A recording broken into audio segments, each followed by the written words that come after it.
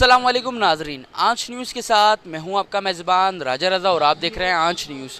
नाजरीन, इस वक्त हम मौजूद है कराची के इलाके कोरेंगील नंबर 2 ग्रेस गार्डन में। और नाजरीन, यहां पर जो है पाक मजदूर इत्तेहाद की जानिब से जो है इस्तकबालिया तकरीब का इनेकाद किया गया है। आइए आपको आगे ले चलते हैं और जानते हैं इस्तकबालिया का।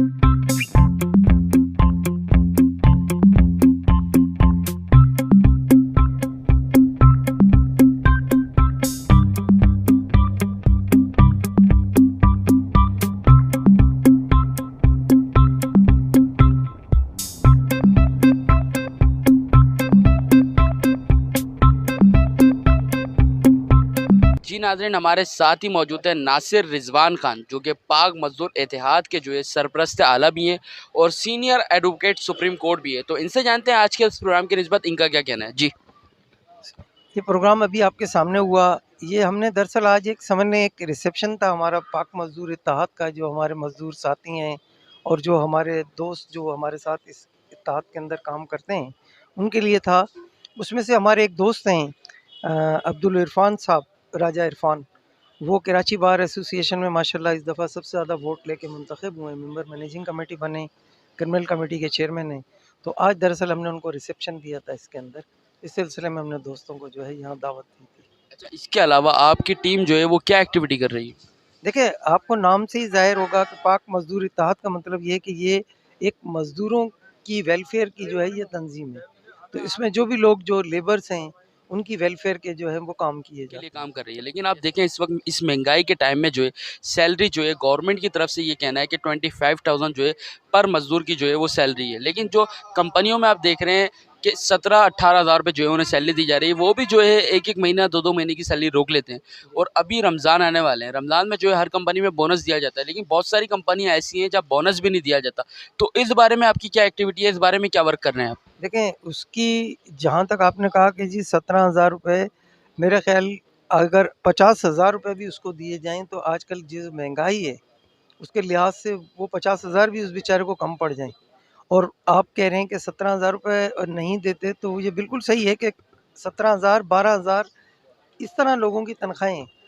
अब वो बेचारे किस तरह गुज़ारा करते हैं, किस तरह ज़िंदा हैं, हमारी तो समझ देखिए से वो बाहर भी है। 17-18 हज़ार तो तनख्वाह है, लेकिन वो भी एक एक दो दो महीने लेट करके देते हैं, क्योंकि वही मैं ठेके कह पे रहा हूँ अक्सर लोग काम कर रहे होते हैं। वही मैं कह रहा हूँ, अगर उसको कंटिन्यू भी दें, जब भी उसका नहीं हो सकता, क्योंकि ज़ाहिर बात है किसी भी मज़दूर का अपना घर नहीं होता, किराए के घर में रहता है, 10-15 हज़ार रुपए किराया होता है, उसके बच्चे होते हैं, उनकी तालीम है, उनकी बीमारी है, उनका खाना है, किस तरह पूरा करते हैं ये अच्छा बस। देखिए, आप फ्यूल का देखें, एक टाइम था जो 70 रुपये लीटर जो है फ्यूल था, इस वक्त जो है 155 रुपये आई थिंक, इन्हीं मैक्सिमम इन्हीं रेट में जो है फ्यूल की जो कीमतें हैं वो डबल से टिबल की तरफ जा रही हैं। खाने पीने की एशिया उसमें भी कीमतें बढ़ चुकी हैं।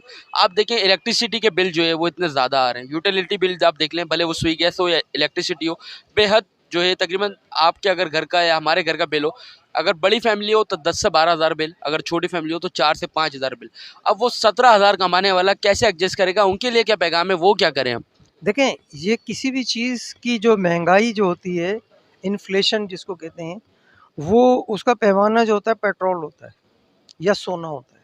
अगर सोना महँगा हो जाए या पेट्रोल महँगा हो जाए, तो हर चीज़ जो है वो खुद ब खुद महँगी हो जाएगी। इत्तेफ़ाक की बात है, हमारी बदकिस्मती है कि जो मौजूदा गवर्नमेंट है, इसके अंदर कोई चेक एंड बैलेंस नहीं है, कि अगर वो बढ़ा रहे हैं, तो क्यों बढ़ा रहे हैं, उसकी कोई जस्टिफ़िकेशन उनके पास नहीं है। इसी तरीके से अगर वो इस चीज़ को कंटिन्यूअसली बढ़ाते हैं, अब आप देख लें कि एक-एक महीने में 3-3 दफ़ा वो प्राइस बढ़ा देते हैं, जबकि इंटरनेशनल प्राइस उस तरीके से नहीं बढ़ रही है। तो ज़ाहिर बात है महँगाई तो आएगी, और उसका कोई जो है वो उनको तदारुक करने वाला नहीं है, कोई उनको पूछने वाला नहीं है। अच्छा, गवर्नमेंट के वो इदारे जो इन सब चीज़ों पे इख्तियार रखते हैं, उन्हें क्या मैसेज देना चाहेंगे आप? उनको यही मैसेज देना चाहेंगे कि देखें, कुछ थोड़ा बहुत तो उनको खौफ वो करें।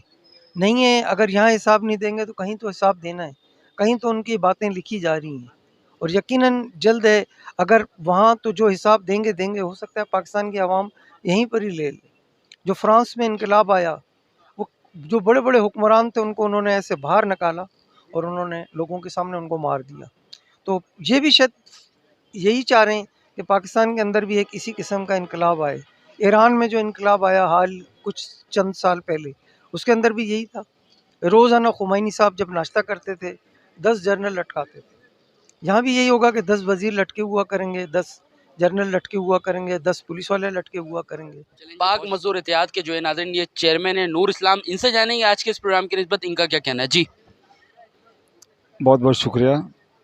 आज के प्रोग्राम का मतलब यही था कि सिर्फ़ और सिर्फ एक हमारे दोस्त है जो इन्हें अभी बताया इरफान राजा, इनके एजाज़ में रखा गया था, लेकिन हमारा जो इसमें एजेंडा ये रहा है, कोशिश है, अब हमने ये समझ ले तय कर लिया है, अब हमारी ये कोशिश होगी कि हर मज़दूर की तनख्वाह कम से कम 50,000 हो, ये हमारा मुतालबा होगा। मुतालबा 50,000 है मेरा मुतालबा। इस मुतालबे को आप कैसे लेके जाएंगे आगे? ना मैं इसके लिए हम भरपूर एहतजाज करेंगे, ज़रूरत पड़ी तो हम धरना देंगे, बहुत कुछ करने के लिए हम तैयार हैं। 50,000 ये हमारा मुतालबा है। लेकिन क्या आपके धरना देने से ये काम हो जाएगा? बिल्कुल हो जाएगा। हम या तो जान देंगे या तो जान लेंगे, ये तो हमारा मंशूर में शुमार है, क्योंकि मज़दूरों के खातिर कुछ भी कर सकते। 50,000 का जहाँ तक सवाल है, हमने जो बजट हिसाब लगाया है 50,000 में 2 बच्चों के साथ एक फैमिली गुजर बसर कर सकता है, नॉर्मल ज़िंदगी वो भी। क्योंकि आप देखें 17,000 तो अल्लाह पाक पूरा करवाता है, बंदे नहीं, अल्लाह पाक पूरा करवाता है, होता नहीं है। हमारी ये कोशिश होगी कि यार जैसे भी ये हमारी जो मुतालबा है 50,000 की, ये हर गिस हम पूरा करें। अब इसके लिए आप यही सवाल कर सकते हैं कि किस तरीके से करेंगे। हम ये इत्तेहाद को आप पूरे मुल्क का अंदर जो है इसको फैला रहे हैं। जिस दिन अल्लाह ने चाहा हमारे इत्तेहाद ये मजबूत हो जाए, हम भरपूर तरीके से, जैसे फ्रांस का वाक़या है वो बताने की क्या ज़रूरत है, वो हाल हम भी करने के लिए तैयार है। हमारे साथ ही मौजूद थे अब्दुल इरफान राजा, जो कि नाज़रीन मैं आपको बताता चलूँ कि चेयरमैन है criminal committee Karachi bar association के, और नाज़रीन मैं आपको बताता चलूँ कि सीनियर एडवोकेट भी हैं हाई कोर्ट के। इस वक्त जो है इस प्रोग्राम में स्पेशल गेस्ट हैं, इनसे जानेंगे इस प्रोग्राम की निस्बत इनका क्या कहना है। जी सर। मुझे यहाँ पे आके बहुत खुशी हुई है, चूँकि यहाँ पे मज़दूर इत्तेहाद वालों ने यहाँ पे एक प्रोग्राम रखा था और मुझे एज़ आ मेहमान ख़ुसूसी यहाँ मदऊ किया गया था। जी रज़ा भाई। अच्छा, इसके अलावा जो पाक मज़दूर इत्तेहाद जो इनकी कमेटी है, इनकी ऑर्गेनाइजेशन है, इसके हवाले से आपका क्या कहना है? कमेटी तो 1998 से इन्होंने बनाई हुई है। काम तो ये अपना अच्छा कर रहे हैं, लेकिन बदकिस्मती से ये कहना पड़ रहा है कि ये अपने मज़दूर भाइयों को वो कुछ नहीं दिला सके जो ये जिनका इन्होंने अपने मज़दूर भाइयों से वादा किया था, और उसमें सारी की सारी जो नेग्लिजेंसी है वो गवर्नमेंट की है। चूँकि गवर्नमेंट जब भी वादे करती है कि हम जिस तरह 2010 में गवर्नमेंट ने ये वादा किया था कि एक मज़दूर की जो कम से कम जो माहाना मज़दूरी होगी वो 7,000 रुपये तक होगी, वो भी नहीं दी गई थी। बल्कि रिसेंटली अभी जो गवर्नमेंट ने जो ऐलान किया कि एक मज़दूर की जो माहाना आमदनी होगी वो 25,000 रुपये से लेकर 30,000 रुपये तक होगी। लेकिन बदकिस्मती से ये कहना पड़ रहा है कि एक मज़दूर की जो दिहाड़ी है वो 700 रुपये से लेकर 800 रुपये तक है, और तमाम जागीरदाराना निज़ाम है। इस जागीरदाराना निज़ाम में मज़दूर की कोई सुनवाई नहीं, और हमें इस बात पर हैरानगी होती है कि वो अपना गुज़र औक़ात किस तरह कर रहे होंगे। देखिए, आपको पता है कि फ्यूल के जो रेट हैं वो 12 रुपये बढ़ गए हैं। जैसा कि आपने बताया कि 25,000 रुपये गवर्नमेंट ने कहा कि सैलरी होनी चाहिए, लेकिन अमूमन कंपनियों में आप देखें तो 17 से 18,000 रुपये सैलरी है, जो कि वो भी 1 से 2 महीने लेट करके दी जाती है। रमज़ान अभी करीब है, रमज़ान में भी उनको बोनस नहीं दिया जाता। लेकिन बेचारे मज़दूर जिनके इतने इख्तियारात नहीं है, इतनी सोर्स नहीं है कि वो अपनी बात आगे पहुँचाएँ, तो इस हवाले से आप क्या कर रहे हैं? क्योंकि अब्दुल इरफान राजा आप भी एक एडवोकेट, सीनियर एडवोकेट हैं, तो आपकी क्या एक्टिविटी है इस हवाले से? असल में मामला ये है कि हमारा काम तो एक आम शख्स को और तमाम बग़ैर किसी रंग और नस्ल से हट के हमारा मकसद उनको इंसाफ़ फराहम करना होता है।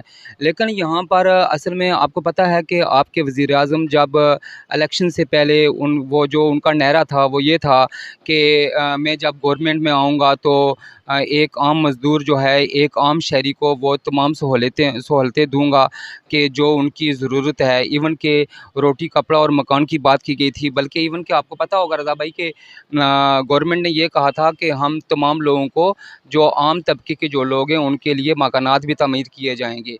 लेकिन वो मकानात की बात तो दूर की बात रही, यहाँ पर जो पेट्रोल जो 70 रुपये लीटर था, अब मेरे ख़्याल में 155 रुपये तक वो पहुँच चुका है। तो मेरे ख़्याल में ये सिर्फ़ गवर्नमेंट के भाषण ही थे। मुझे नहीं लग रहा है कि इस गवर्नमेंट को, यूँ लग रहा है कि इसको चलाने वाला कोई और है, ये खुद इस मुल्क की गवर्नमेंट को मतलब नहीं डबल चला से रहे हैं। टिबल की तरफ जो है ये पेट्रोल की कीमतें जा रही हैं। सिर्फ पेट्रोल ही नहीं, आम खाने-पीने की एशिया और दीगर एशियाओं में भी महँगाई का मतलब महँगाई बढ़ते जा रही है। तो इस हवाले से आम आवाम को क्या मैसेज देना चाहेंगे आप? बिल्कुल, आप सही कह रहे हैं कि इवन कि आपने देखा होगा कि सुबह आप मुख्तलिफ़ जगहों से या ये इंडस्ट्री एरिया से गुज़रे हैं, या बहुत सारे जगहों पे मज़दूर बैठे होते हैं, लाइन लगा के बैठे होते हैं। वो इस चीज़ का इंतज़ार कर रहे होते हैं कि कोई आए तो वो उनको दिहाड़ी के लिए, मज़दूरी के लिए लेके जाए। लेकिन अफ़सोस होता है कि जब वो मज़दूर बेचारे 12 बजे तक इंतज़ार करते रहते हैं, कोई नहीं आता है, और जब कोई बंदा उनको लेने के लिए आता है तो वो सारे मज़दूर जितने भी होते हैं वो सारे उसके गिर्द इकट्ठे हो जाते हैं। उनकी मर्ज़ी ये होती है कि काश कोई हमें ले जाए, मुमकिन है कि हमें कम से कम एक टाइम का खाना मिल जाएगा और हमें वो दिहाड़ी मिल जाएगी, ताकि हम अपने बच्चों के लिए शाम को कुछ ले जाएँगे। लेकिन यूँ लग रहा है कि इस मुल्क की जो सूरत-ए-हाल है ना, वो आम तबके के लिए बहुत ख़तरनाक हो चुकी है। अच्छा, मज़दूरों के लिए आप क्या रखते हैं, आगे की क्या प्लानिंग रखते हैं आप मज़दूरों को इनका हक दिलवाने के लिए? कानूनी एतबार से उनकी कोई भी लिटिगेशन होगी तो उनसे कोई भी जो फ़ीस है, हमारी जो प्रोफेशनल फ़ीस है, उनसे नहीं ली जाएगी। इवन के लोअर कोर्ट से लेकर सुप्रीम कोर्ट तक हम उनसे कोई फ़ीस नहीं लेंगे, और उनके जितने भी जो भी मुकदमात होंगे वो हम बगैर फ़ीस के उनके लड़ेंगे। हमारे साथ ही मौजूद हैं अनवर मंसूरी, जो कि पाक मज़दूर इत्तेहाद के जो है नायब सदर हैं। तो इनसे जानते हैं आज के इस प्रोग्राम की निस्बत इनका क्या कहना है। जी। माशाल्लाह ये प्रोग्राम बहुत ही खूबसूरत अंदाज़ में अपने पाया तकमील तक पहुँचा है। और पाक मज़दूर आज जो जमा होने का मकसद था, वो असल में मज़दूरों के लिए है। ये पाक मज़दूर जो है 1998 में वजूद में आई, और इसके चेयरमैन नूर इस्लाम साहब, जो माशाल्लाह शुरू से इब्तदाई वक्त से और आज तक हमारे चेयरमैन हैं। अच्छा, हमारी अभी जॉइनिंग ली है और अभी-अभी जो है आपको ये समझ लें कि आपके जॉइनिंग लेते ही आपको नायब सदर का ओहदा दे दिया गया है, तो इसकी क्या वजूहत है? इसकी वजूहत तो नूर इस्लाम साहब बताएंगे। असल में मेरे एक दोस्त हैं, उनके हवाले से मेरी मुलाकात हुई। उन्होंने बताया कि समाजी काम में माशाल्लाह अनवर भाई एक्टिव रहते हैं। फिर कुछ काम मेरे ज़िम्मे लगाए, वो काम मैं आसानी से कर सका। तो ये चीज़ें देखते हुए नूर इस्लाम साहब ने देखा कि ऐसे ही बंदों की हमें ज़रूरत है, जो एक समाजी काम में दिलचस्पी से और अपना काम समझ के करें, ना कि एक बोझ समझ के नहीं।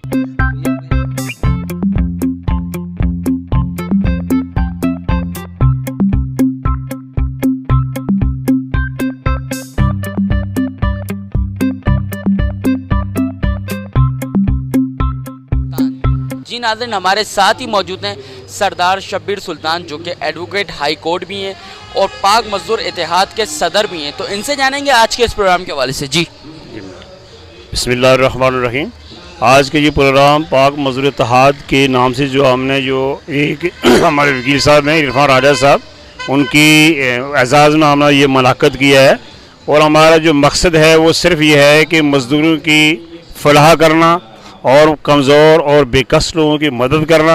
और ये हम सिर्फ इसलिए ये हमारे पाक मज़दूर इत्तेहाद का ये प्लेटफार्म जो हमने ये बनाया है, इसलिए बनाया है कि मज़दूरों के साथ यहाँ बहुत जुल्म होता है। जो कारखानादार, फैक्ट्री वाले और ताजर लोग जो हैं वो इनके साथ मज़दूरों को पूरी तनख्वाह नहीं देते, और उसके बाद 8 घंटे 12-12, 15-15 घंटे इसकी उनकी ड्यूटी लेते हैं, और इनको मेडिकल की सहूलत नहीं देते। इनको जो ओल्ड एज बेनिफिट्स के जो है वो बेनिफिट्स नहीं देते, और सिक्योरिटी जो इनका जो सोशल सिक्योरिटी जो एक अदारा है उसके तहत इनका इलाज नहीं होता। इसलिए हमने ये पाक मज़दूर इत्तेहाद का प्लेटफार्म ये